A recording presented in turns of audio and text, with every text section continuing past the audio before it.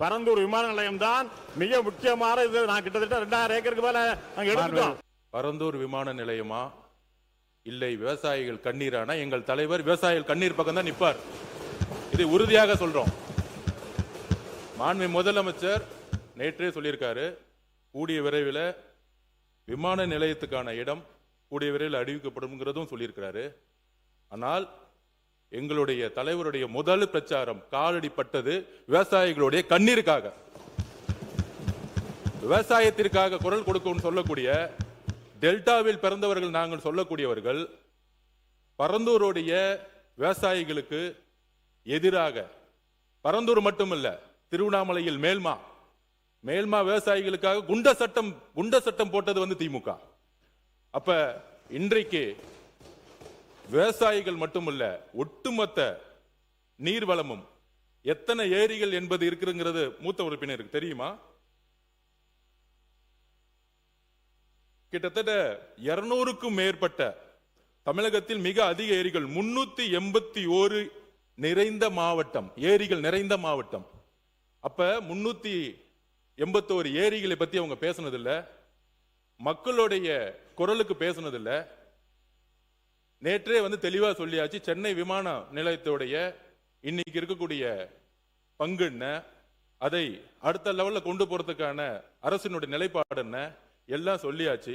ஆனால் நேற்றிலிருந்து திமுக இந்த விமான நிலையம் இல்லைன்னா தமிழகத்தோட முதலீடே போயிடும், இண்டஸ்ட்ரி டிபார்ட்மெண்ட்டே இருக்காது. முன்னாள் அமைச்சராக இருக்கக்கூடிய இண்டஸ்ட்ரி மினிஸ்டர் திமுக எல்லாரும் சொல்றாங்க. இண்டஸ்ட்ரி வர்றதுக்கு முக்கியமான காரணம் என்ன தெரியுங்களா? Single window system. ஊழல் இல்லாத ஒரு அமைச்சர், ஒரு முதலமைச்சர், ஒரு அரசாங்கம், எந்த நிறுவனம் இருந்தாலும் முதலமைச்சர் இன்னைக்கு நேரடியாக சந்தித்து எந்த இன்வெஸ்ட்மெண்ட் இருந்தாலும் வாங்க, நானே எல்லா துறையிலையும் எந்த விதமான ஹடில்ஸும் இல்லாம சிங்கிள் விண்டோ சிஸ்டத்துல 45 நாள்ல எல்லா பர்மிஷனும் வாங்கி கொடுக்கறோம்னு சொல்லக்கூடியவர் சிஎம். அப்படிதான் ஒவ்வொரு துறையில நடந்துட்டு இருக்காரு. அதனால நேத்து கூட நடந்துச்சு. இதே அண்ணன் ஆஸ்டின் தான் நம்மளுடைய சட்டமன்ற உறுப்பினர் வேலுமணி அண்ணன் ஜி ஸ்கொயர் நிறுவனம் பத்தி சொன்ன உடனே திடீர்னு டக்குன்னு எந்திரிச்சார். அந்த ஜி ஸ்கொயர் நிறுவனத்தை பத்தி ஏன் பேசுறீங்க அப்படின்னு மாண்பு முதலமைச்சருக்கு நாங்கள் கோரிக்கை வைக்கிறோம். இந்த பரந்தூர் விமான நிலையம் பண்ணும் பொழுது டிபிஆர் ப்ராஜெக்ட் அரசுக்கு மட்டும்தான் தெரியும். டீடைல் ப்ராஜெக்ட் ரிப்போர்ட் அரசுக்கு மட்டும் தெரியும். அந்த டீடைல் ப்ராஜெக்ட் ரிப்போர்ட் வரதுக்கு முன்னாடியே ஒரு கட்சி சார்ந்தவர்கள், நான் எந்த கட்சி பேரையும் சொல்லல, ஒரு கட்சி சார்ந்தவர்கள் அந்த நிலத்தை சுத்தி லேண்ட வாங்கி மிகப்பெரிய ரியல் எஸ்டேட் மோசடி நடந்திருக்கு. அதை ரிஜிஸ்ட்ரேஷன் டிபார்ட்மெண்ட்ல சொல்லி அந்த ரியல் எஸ்டேட் மோசடி, இந்த பரந்தூர் விமானம் எதுக்காக உருவாக்கப்பட்டதுன்னா இந்த ரியல் எஸ்டேட்டுக்காக தான். அப்ப இதை நாங்கள் பதிவு செய்கிறோம். விவசாயிகளுக்காக, விவசாயிகளோட கண்ணீருக்காக கிட்டத்தட்ட 2 போகம் அங்க விவசாய உற்பத்தி பண்ணிட்டு இருக்காங்க. 2 போகம். இத்தனை ஏரி இருக்கு, 381 ஏரிகள் இருக்கு. இதுக்காக விவசாயிகள் பக்கம் நிக்கிறதுக்காக தான் இது கேன்சல் செய்யப்பட்டதை தவிர இதுல எங்களுக்கு எந்த விதமான அரசியல் உள்ளிடும் எழுதி வச்சு கொள்ளுங்கள். 5 வருஷம் கழிச்சு வெள்ளையறிக்கை நாங்க உரத்துக்கு ரெடி. உங்களோட 10 மடங்கு இங்க பொருளாதாரம் வந்திருக்கும். ஏனால் ஊழல் இல்லாத ஒரு ஆட்சி எங்களோட முதலமைச்சர் கொடுப்பாரு. இதற்காக எல்லா இண்டஸ்ட்ரியும் வரும். 45 நாள் 60 நாளுக்குள்ள சிங்கிள் விண்டோ சிஸ்டத்தை முதலமைச்சர் உருவாக்கி இருக்காங்கிறத பதிவு பண்றோம். முதலமைச்சர் அவர்கள் அந்த திட்டத்தை ரத்து செய்து விட்டார்கள். அதில் எந்த மாறுபட்ட கருத்தும் கிடையாது. ஆனால் அதற்கு 5740 ஏக்கர் நிலம் தேவைப்படுவதாக கருதி சுமார் 90% நிலம் கையகப்படுத்தப்பட்டதாகவும் 90% நிலத்திற்கு நிலத்தினுடைய உரிமையாளருக்கு இழப்பீட்டு தொகை கொடுத்துட்டாங்க. இப்போ அந்த எடுக்கப்பட்ட நிலத்தை என்ன செய்ய போறீங்க? இல்லை விவசாயிட்டே கொடுத்துறீங்களா? இழப்பீட்டு தொகை கொடுத்தாச்சு, அதை மறுபடியும் திரும்பி பெற முடியாது நில உரிமையாளர். அதற்கு அரசுடைய விளக்கம் தேவை. இந்த திட்டத்திற்கு மொத்தமாக 5846 ஏக்கர் தேவைப்பட்டது. அதுல பாத்தீங்கன்னா பட்டா நிலங்கள் 3774 ஏக்கர் பட்டா நிலங்கள். அதுல அக்ரிகல்ச்சர் லேண்ட், அதாவது விவசாய நிலங்கள் 3 போகங்கள் விளையக்கூடிய விவசாய நிலங்கள் 2681 ஏக்கர் விவசாய நிலங்கள் இருந்தது. ஸோ அரசு நிலங்களாக இதுல காட்டப்பட்ட நிலங்கள் 1972 ஏக்கர் அரசு நிலங்களாக காட்டப்பட்டது. இதுல கிட்டத்தட்ட 1558 ஏக்கர் வாட்டர் பாடிஸ், அதாவது நீர்நிலைகள். அதுல பெரும்பாலும் பெரிய நீர்நிலைகள், பெரிய ஓடைகள் எல்லாம் இந்த அரசு நிலமாக காட்டப்பட்ட 1972 ஏக்கர்ல 1558 ஏக்கர் நீர்நிலைகள் காட்டப்படும். இது வரைக்கும், அதாவது 90% நேத்தே வந்து பேட்டியில் அண்ணன் தங்கம் தென்னரசு அவர்கள் பலர் வந்து சொல்லியிருந்தாங்க 90% நிலங்கள் கையகப்படுத்தணும். அப்படி கையகப்படுத்தப்படவில்லை. இதுவரைக்கும் வந்து 1802 ஏக்கர் மட்டும்தான் கையகப்படுத்தப்பட்டுள்ளது. அதாவது 48% மட்டும்தான் கையகப்படுத்தப்பட்டுள்ளது. மீதி எல்லாம் கையகப்படுத்தவில்லை. அதுலயும் பாத்தீங்கன்னா ஏகனாபுரம், இந்த காரை, தண்டலம், சிறுவள்ளூர் போன்ற கிராமங்களில் 1 சென்ட் நிலம் கூட கையகப்படுத்தப்படவில்லை. அதெல்லாம் கையகப்படுத்தாமல் இருக்கு. இதுல இன்னொரு விஷயம் எல்லாரும் புரிஞ்சுக்கணும்னா, நேத்தே முதல்வருடைய அறிக்கையில ரொம்ப தெளிவாக சொல்லப்பட்டிருக்கு. எப்படின்னா, இது வரைக்கும் வந்து நம்மளுடைய கரண்ட் கெப்பாசிட்டி, அதாவது 30 மில்லியன் பேசஞ்சர்ஸை இது ஹேண்டில் பண்ற கெப்பாசிட்டி இப்ப இருக்கிற கரண்ட் ஏர்போர்ட்டுக்கு இருக்கு. அது இல்லாமல் டெர்மினல் 3 வந்து கம்ப்ளீட் ஆச்சுன்னா இன்னொரு 5 மில்லியன், அதாவது இது ரெண்டும் சேர்த்தால் 35 மில்லியன் கெப்பாசிட்டியை நம்ம அடைவோம். அது இல்லாமல் டெர்மினல் 5, அதாவது நார்த் வெஸ்ட்ல டெர்மினல் 5க்கு நம்ம கம்ப்ளீட் பண்ணி முடிச்சோம்னா, திட்டமிடப்பட்டு முடிச்சோம்னா, கூடுதலாக 20 மில்லியன் பேசஞ்சர்ஸை ஒரு வருஷத்திற்கு கையாளக்கூடிய கெப்பாசிட்டி வரும். அதாவது வருஷத்திற்கு 55 மில்லியன் கெப்பாசிட்டி வந்து நம்ம கையாளக்கூடிய திறமை இப்ப இருக்கிற கரண்ட் ஏர்போர்ட்லேயே டெர்மினல் 3, டெர்மினல் 5 முடிச்சோன்னா இருக்கும். இது எப்படின்னா, இப்ப இருக்கிற பெங்களூர் ஏர்போர்ட் வந்து 4.5 மில்லியன் பேசஞ்சர்ஸ் ஒரு வருஷத்துக்கு ஹேண்டில் பண்றாங்க. அதை விட 10 மில்லியன் அதிகமாகவே ஹேண்டில் பண்ணக்கூடிய அளவுக்கு திட்டமிடல் முடித்த பிறகுதான் இது குறித்த அறிக்கையை முதல்வர் அவர்கள் தெரிவித்தார். அதாவது இப்ப இருக்க கரண்ட் ப்ராஜெக்ட்ல நிறைய தவறான தகவல் கொடுக்கப்பட்டிருக்கு. அதாவது என்விரான்மெண்டல் கிளியரன்ஸ் வாங்கிட்டோம்னு சொல்லிருக்காங்க. கிடையாது, என்விரான்மெண்டல் கிளியரன்ஸ் வாங்கப்படவில்லை. அதாவது என்விரான்மெண்டல் இம்பாக்ட் அசஸ்மெண்ட் கூட இதுக்கு பண்ணல. இது அதுவே பண்ணாமல் என்விரான்மெண்டல் கிளியரன்ஸ்லாம் வாங்க முடியும். என்விரான்மெண்டல் கிளியரன்ஸ்லாம் இதுவரைக்கும் வாங்கப்படவில்லை. மிகவும் அதுல வந்து நிறைய வாட்டர் பாடிஸ் இருக்கு. அதனால தான் வந்து இந்த திட்டம் வந்து 5 ஆண்டுகளாக, அதாவது அதிமுக காலத்தில் ஆரம்பிக்கப்பட்டாலும் 5 ஆண்டுகளாக எந்தவித நகர்வும் இல்லாமல் இருந்ததுக்கு முக்கிய காரணம் பெரும்பாலும் நீர்நிலைகள், விவசாய நிலங்கள், 3 போகம் விளையக்கூடிய நிலங்கள். இதுல இப்ப அதிகமாக கவலைப்பட்டு இங்க கதறுபவர்கள் அனைவரும் பாத்தீங்கன்னா, ஒண்ணு ஜி ஸ்கோர் மாப்பிளைக்காக இருக்கட்டும், இல்லைன்னா அதுல கருப்பு பணத்தை கொண்டு போய் முதலீடு செய்தவர்களாக இருக்கட்டும், வேற யாருக்காகவும் இருக்காது. கண்டிப்பாக விவசாயிகளை மட்டும்தான் கணக்கில் வைத்துக் கொண்டு இது செய்யப்பட்டிருக்குது. வேற யாருக்காகவும் இல்லை. யாரு பேசுறீங்க? யாரா ஒருத்தர் உட்காருங்க. அவருதான் பேசணும். மாண்புமிகு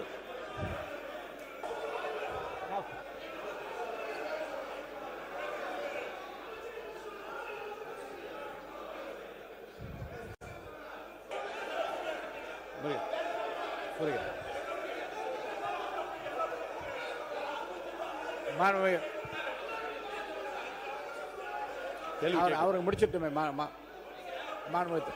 அவர் என்ன கேள்வி வேணா இருக்க பதில் அண்ணன் கேட்க சொல்லுங்க. நீங்க உட்கார்ந்துங்க. பரந்தூர் அமைக்கக்கூடியதிலே நான் நேற்று செய்தியாளர் சந்திப்பிலே கூட விவரமாக சொல்லி இருக்கிறேன்.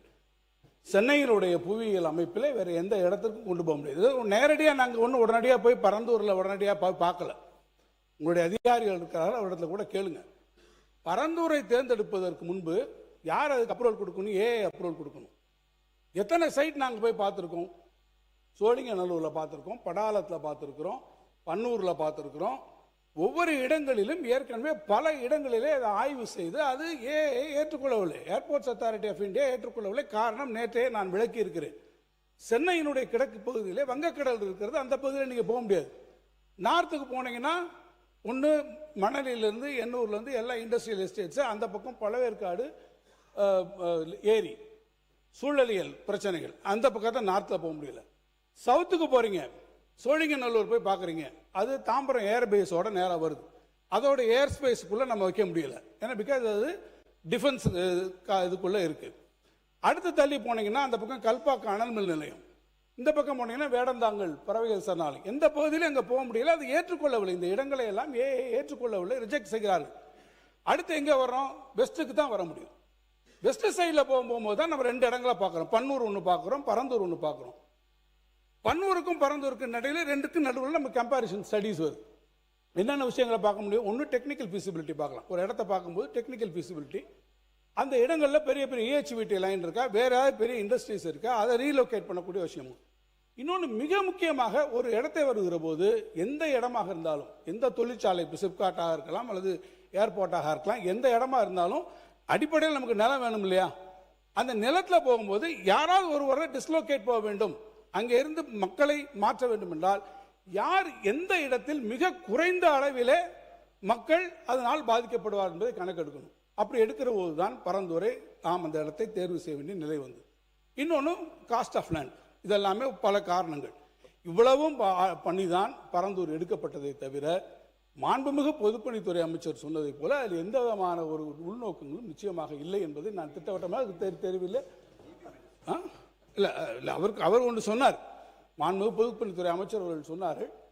அதில் அதுக்கான முழுக்க டெக்னிக்கல் ஃபீஸிபிலிட்டி. ஏன்னா அரசாங்கங்கள் ஈடுபடுது, நாங்கள் மட்டும் கிடையாது. ஒன்றிய அரசு இத்தனை இடங்களையும் பார்த்ததுக்கு பிறகு ஒன்றிய அரசு இறுதியாக அவர்கள் அப்ரூவல் கொடுத்தது, நம்முடைய சிவில் ஏவியேஷன் மினிஸ்ட்ரி ஃபைனலாக அப்ரூவல் கொடுத்தது பரந்தூரில் கொடுத்தாரு. எனவே தான் பரந்தூரை நாம் எடுத்துக்கொண்டிருக்கிறோம். இப்போ நீங்கள் சொல்கிறீங்க நாங்கள் இன்னொரு இடத்த பார்க்க போகிறோம். இப்போ பார்க்க போகிற இடத்துல இதே சூழ்நிலைகள் வரும், இதே இடத்துல வரும். விவசாய நிலங்கள் இப்போ நீங்கள் எப்படி இருந்தால் நிலங்களுக்கு போவீங்க, அங்கே போகும்போது இதே இவாலுவேஷன் நீங்கள் பண்ண வேண்டியிருக்கும். நீங்கள் பண்ணுங்க, நாங்கள் அதை பற்றி பார்க்கல. இந்த ப்ராஜெக்ட் இத்தனை வருஷத்துக்கு அப்புறம் இவ்வளவு நம்ம டிராவல் பண்ணி வந்ததுக்கப்புறம் இன்னைக்கு நீங்கள் விட்டுட்டீங்கன்னா இனி இது எப்போ வரப்போகுது? சரி, சென்னை இருக்கக்கூடிய எக்ஸிஸ்டிங் விமான நிலையத்தை நீங்கள் நாங்கள் பண்ணுறோம்னு சொல்கிறீங்க. எத்தனை பேர் அங்கே நீங்கள் எப்படி செகண்ட் ரன்வே அங்கே எப்படி வரும்? இதே ஜியாகிரபிக்கலாக டெமோகிராஃபிக்காக சென்னையில் இருக்கக்கூடிய எக்ஸிஸ்டிங் ஏர்போர்ட்டில் எவ்வளோ பெரிய பிரச்சனை வரும்? எத்தனை பேரை நீங்கள் மீனம்பாக்கத்துலேருந்து டிஸ்லோகேட் பண்ணுவீங்க? அதனுடைய டென்சிட்டி ஆஃப் பாப்புலேஷனை நீங்கள் யோசிச்சு பாருங்க. சுற்று வட்டாரத்தில் இல்லை நிறைய பிரச்சனைகள் இருக்கு. ஆகவே நாங்கள் சொல்வது பரந்தூர் விமான நிலையத்தை நீங்கள் முடக்குவது. முடிச்சிடறேன் மினிஸ்டர், முடிச்சிடறேன். இல்லை அதில் நாங்கள் சொன்னதுபடி நீங்கள் ஏற்கனவே இதை முடிச்சிடறேன், ஜஸ்ட் கன்க்ளூடிங். ஆக ஏற்கனவே அங்கே இருக்கக்கூடியவர்கள் ஏறத்தாழ 2500 மேற்கொள்ள பட்டா நிலங்களை வைத்திருப்பவர்களுக்கு காம்பன்சேஷன் கொடுத்து அக்விசிஷன்லாம் முடிந்து ப்ராக்ரஸ்லாம் வந்ததுக்கப்புறம் இந்த திட்டத்தை கைவிடுவது என்பது தமிழ்நாட்டினுடைய ஒட்டுமொத்த பொருளாதார வளர்ச்சிக்கும் அது நிச்சயமாக எதிரானதாக இருக்கும். அந்த வளர்ச்சிக்கு உதவாது. நீங்கள் சொல்றபடி 1.5 ட்ரில்லியன் அமெரிக்கன் டாலர் எக்கானமி என்பதை ஒருபுறம் நீங்கள் சொல்லிக்கொண்டே இன்னொரு புறம் அதற்கு எதிராக செய்கிறது என்பதுதான் எங்களுடைய நிலைப்பாடு. அதைத்தான் நாங்கள் விளக்கிறோம். சார் முழுமையான விளக்கம் கொடுக்கல. ஏன்னா அங்கே பரந்தூர் விமான நிலையத்திற்கு அவர் பதிலளித்தது 48% நிலம் கையகப்படுத்திருக்கிறாங்க. அதில் 1702 ஏக்கர் நிலம் கையகப்படுத்தப்பட்டதாக அதற்குண்டான இழப்பீட்டு தொகை விவசாயிடத்தை கொடுத்தாச்சு. இப்போ 1702 ஏக்கரை விவசாயிக்கு கொடுப்பீங்களா, இல்லை வேறு திட்டத்துக்கு பயன்படுத்துவீங்களா, இல்லை விவசாய இடத்திலிருந்து அந்த தொகையை பெறுவீங்களா என்ற விளக்கத்தை மாண்புமிகு எரிசக்தித்துறை அமைச்சர் விளக்க வேண்டும். மாண்புமிகு சட்டத்துறை அமைச்சர். மாண்புமிகு பேரவைத் தலைவர்களே, இதில் திரும்ப தவறான தகவல் கொடுத்துட்டு இருக்காங்கன்றதான் நம்ம சொன்னது. ஏன்னா 90லேருந்து 95% நம்ம வந்து அக்யூர் பண்ணி முடிச்சிட்டோம், அக்யூசேஷன் முடிச்சிட்டோம், கையகப்படுத்தி முடிச்சிட்டோம்னு சொன்னாங்க. அது கிடையாது. 48% மட்டும்தான் கையகப்படுத்தப்பட்டு உள்ளது. மீதி எல்லாம் வந்து அதில் 1500 ஏக்கர் வந்து நீர்நிலைகளாக இருக்கின்றதா நம்மளுடையது. இது கடந்த 5 வருடங்களாக இந்த இதில் வந்து கையகப்படுத்தப்பட்ட நிலங்கள் எப்படி எந்த மாதிரினா, யாரெல்லாம் வெளியூர்களில் வசிக்கிறார்களோ அவர்களுடைய நிலங்கள் மட்டும்தான் வந்து ஃபோர்ஸ்ஃபுல்லாக வந்து நீங்கள் வந்து உங்களுடைய வங்கி கணக்கில் போடப்படும் சொல்லி ஃபோர்ஸ்ஃபுல்லாக கையகப்படுத்தினாங்களே தவிர்த்து உள்ளூரில் அதான் நான் சொல்லப்பட்ட இந்த 4 பெரிய கிராமங்களில் இதுவரை 1 சென்ட் நிலம் கூட கையகப்படுத்தவில்லை. இந்த மக்கள் வந்து 1000 நாட்களுக்கு மேலே கடுமையான போராட்டம் நடத்தப்படுதான். அப்பொழுது எங்களுடைய தலைவர் அண்ணன் விஜய் அவர்கள் முதலமைச்சர் அவருடைய கவனத்திற்கு சென்று நேரடியாக அந்த மக்கள், ஏன்னா அந்த மக்கள் எல்லாம் அகதிகளாக ஆந்திராவிற்கு செல்ல தயாரானார்கள்.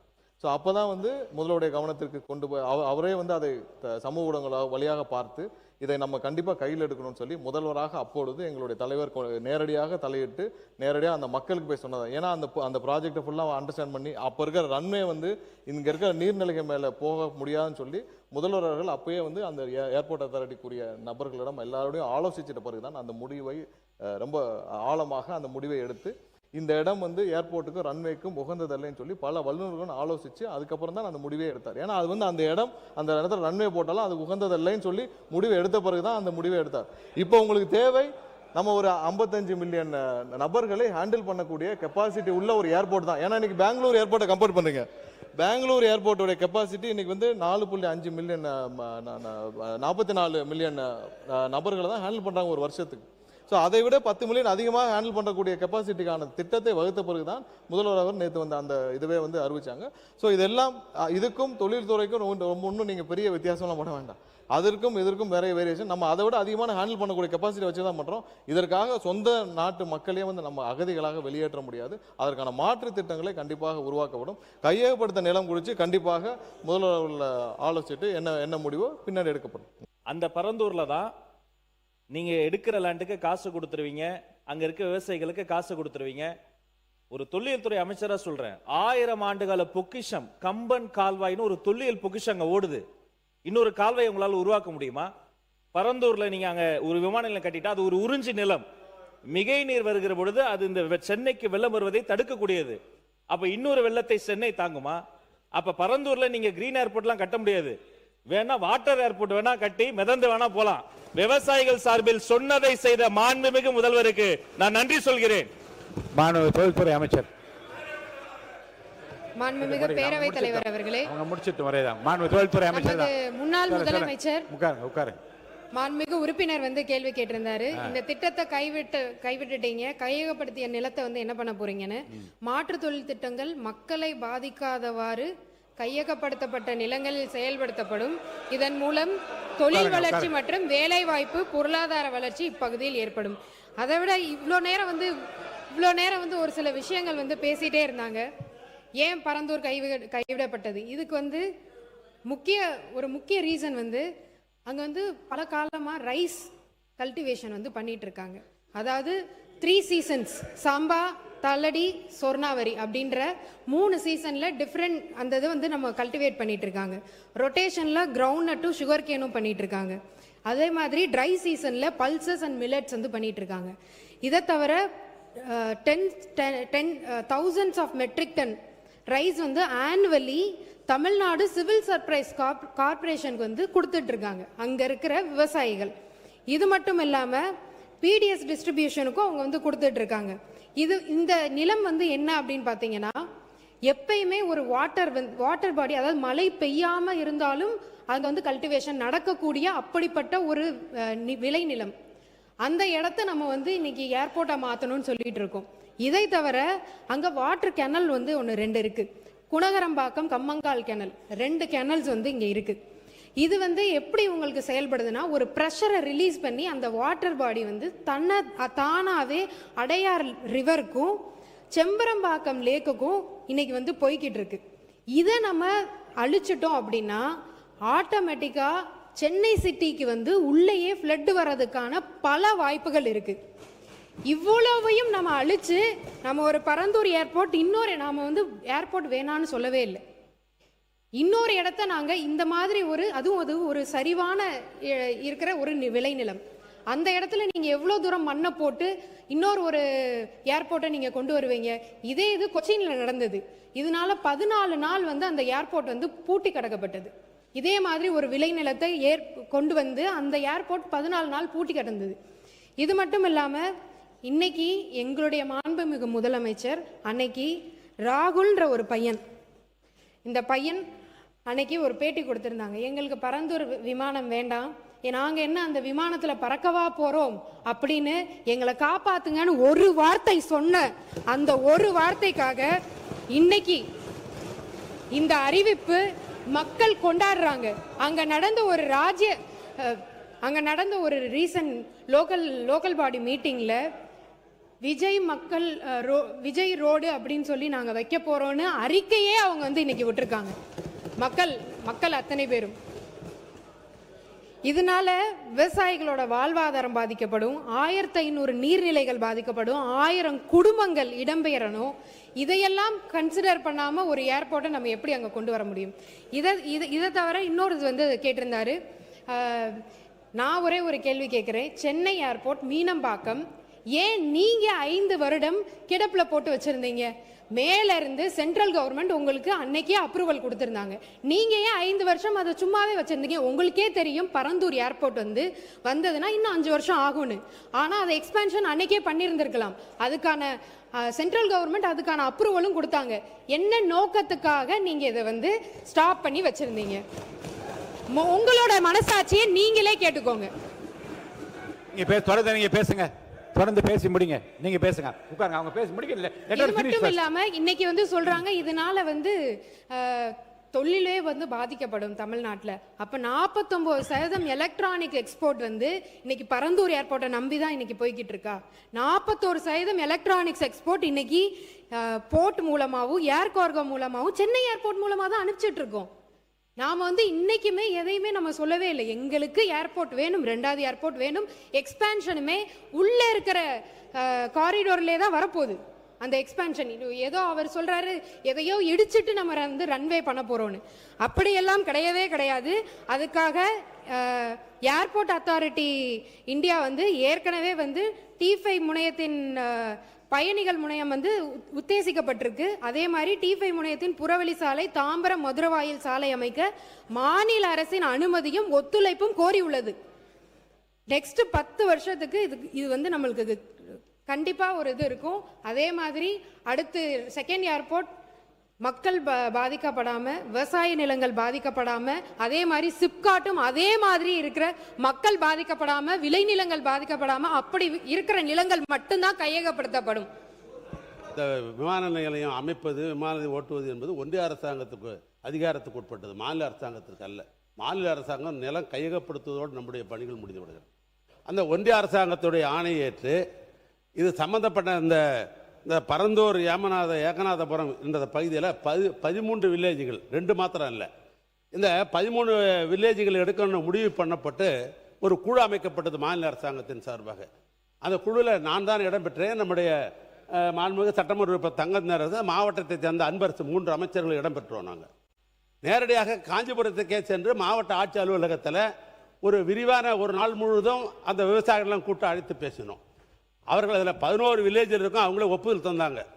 2 வில்லேஜ் தான், ஏகநாதபுரமும் இந்த பரந்தூர் 2 வில்லேஜ் தான் அது ஒப்புதல் தரல.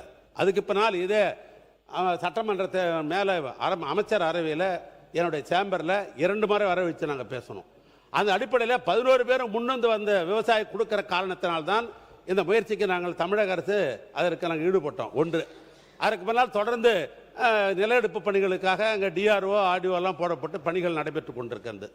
அமைச்சர்கள் குறிப்பிட்ட அந்த வாதத்தை எடுத்துக்கொண்டாலும் கூட ஏறத்தாழ 48-50% சொல்றார். இது இல்லாமல் அரசாங்கத்தினுடைய புறம்போக்கு இடங்கள்லாம் வேற இருக்குது, அதெல்லாம் சேர்த்து தான் சொன்னார் என்று கிட்டத்தட்ட 80-90% சொன்னதுக்கு காரணம் என்னன்னா அரசு நிலையம் சேர்த்து தான் சொன்னார். ஒன்று, இப்போ நாங்கள் 2 கேட்க விரும்புவது, ஏன்னா தனிப்பட்ட முறையில் பரந்தூர் விமானமும் ஏகநாதபுரத்தில் ஒரு விமானம் வச்சாக்கா இங்கே இருக்கிற எதிர்கட்சியில் இருக்கிறவங்களாம் நான் விமானம் ஏறணும், அந்த நோக்கம்லாம் இல்லை. இந்த தமிழ்நாட்டுடைய பொருளாதாரத்தை முன்னேற்ற வேண்டிய என்கிற அடிப்படையில் விமானத்தை விரிவாக்கம் பண்ணணும். பக்கத்தில் கர்நாடக மாநிலம், பக்கத்தில் இருக்க ஆந்திராவெல்லாம் விரிவாக்கம் செய்யப்பட்டு பொருளாதாரம் நாளுக்கு நாள் கூடிக்கொண்டிருக்கிறது. அந்த அடிப்படையில் தான் இந்த முயற்சி வழியே இது தனிப்பட்ட முறையில் திராவிட முன்னேற்ற கழகம் இது இல்லை. ஒன்று. இன்னொன்று, எங்களுடைய சட்டமன்ற உறுப்பினர் கேட்டார், நம்முடைய எதிர்கட்சி முன்னாள் அமைச்சர் எடப்பாடி பழனிசாமி அவர்களும் கேட்டார்கள். இப்போ கையகப்படுத்திட்டோம், பணம்லாம் கொடுத்தாச்சு, விவசாயிக்கெல்லாம் போய் சேர்ந்துருச்சு. அது சதவீதம் முன்ன பண்ண இருக்கலாம். அந்த எடுத்துட்ட இடத்த வந்து அது வேற எதுக்கும் பயனும் படுத்த முடியாது. அதை பற்றி எல்லாம் வந்து உரிய நேரத்தில் உரிய நேரத்தில் அதை பற்றி முடிவுலாம் அவங்க அறிவிப்பார்கள். போராட்ட களத்திலே இருந்தவன் என்கின்ற வகையில் மாண்புமிகு முதல்வர் அவர்கள் அறிவித்த அந்த அறிவிப்பு ஒரு வரலாற்று சிறப்புமிக்க அறிவிப்பாக ஒன்றிய அரசு, பாஜக அரசு கொண்டு வந்திருக்கின்ற இந்த திட்டம், கடந்த காலத்தில் நாங்கள் திமுக கூட்டணியில் இருந்தபோதும் கூட இந்த திட்டம் தேவையில்லை, இந்த திட்டம் வந்து மக்களுடைய வளர்ச்சிக்கு எதிரானது என்று அப்பொழுது அந்த போராட்ட களத்தில் இருந்தவன். இன்றைக்கும் நீங்கள் பார்த்தீர்களானால் இன்றைக்கு கூட அந்த ஊர் மக்கள், ஏகனாபுரம், பரந்தூர் உள்ளிட்ட 20 கிராமங்களைச் சேர்ந்த பிரதிநிதிகள் இன்றைக்கு மாண்புமிகு முதல்வர் அவர்களை சந்தித்து நன்றி சொல்ல வருகிறார்கள். நான் அதற்கு முன்பாக அந்த பகுதியில் இருந்தபோது எல்லாருக்குமே தெரியும், அமைச்சர் பெருமக்களுக்கு தெரியும், எங்களுடைய தலைவர் எழுச்சி தமிழர் அவர்கள் அந்த கிராமத்து மக்களை சந்தித்து அழைத்து மாண்புமிகு முதல்வர், அன்றைக்கு இருந்த முதல்வர் முத்துவேல் கருணாநிதி ஸ்டாலின் அவர்களிடமே இதை சொல்லி, இந்த திட்டம் மக்களுக்கு எதிரானது, வளர்ச்சி திட்டங்களுக்கு எதிரானது, மண்ணின் மைந்தர்கள், பூர்வீக குடிகள் அகதிகளாக மாற்றுவதற்கு தான் அதுக்கு வாய்ப்பு இருக்கிறது என்று அன்றைக்கே நாங்கள் எச்சரித்தோம். இன்றைக்கும் அதுதான் சொல்கின்றோம். அந்த திட்டம் மக்களுடைய வளர்ச்சி மிக முக்கியமானது. நீங்கள் வந்து மாநிலத்துடைய வளர்ச்சியை விட மக்கள் அந்த பகுதியில் இருக்கிற மண்ணின் மைந்தர்கள் மண்ணை விட்டு வெளியேற முயற்சிக்கிறார்கள். ஒரே ஒரு செய்தி மட்டும் நான் சொல்ல விரும்புகின்றேன். அந்த பகுதி ஒரு சிறை வைக்கப்பட்ட பகுதியாக இருந்தது. நானே பலமுறை போக முடியவில்லை. 2 வீலரில் நான் போயிருக்கிறேன் அந்த பகுதியில். அப்படி வந்து பேரிகார்ட் போட்டு அந்த பகுதி முழுக்க அந்த பகுதியில் இருக்கிற கிராம மக்கள் மிக மோசமாக நடத்தப்பட்டார்கள். ஆனால் இன்றைக்கு அவர்கள் விடுதலை செய்யப்பட்டார்கள் மாண்புமிகு முதல்வர் அவருடைய அறிவிப்பால். ஒரு தனியாருக்கு ஒரு விமான நிலையம் எடுத்துக் கொடுப்பதற்கு தான் இந்த வேலைகள் நடக்கின்றது. அதை அன்றைக்கே சொன்னோம். அதாவது ஒரு மாநில அரசு இன்னொரு விமான நிலையத்திற்கு நீங்க நிலத்தை எடுத்து கொடுக்கிற வேலையை எதுக்கு நீங்க செய்யறீங்க அப்படிங்கிற கேள்வியை நாங்கள் வைத்தோம். அதைத்தான் இன்றைக்கும் நாங்கள் அந்த நிலைப்பாடு தான் இருக்கிறோம். ஆகவே மாண்புமிகு முதல்வர் அவருடைய இந்த அறிவிப்பு என்பது விடுதலை சிறுத்தைகள் நாங்கள் வரவேற்கிறோம்.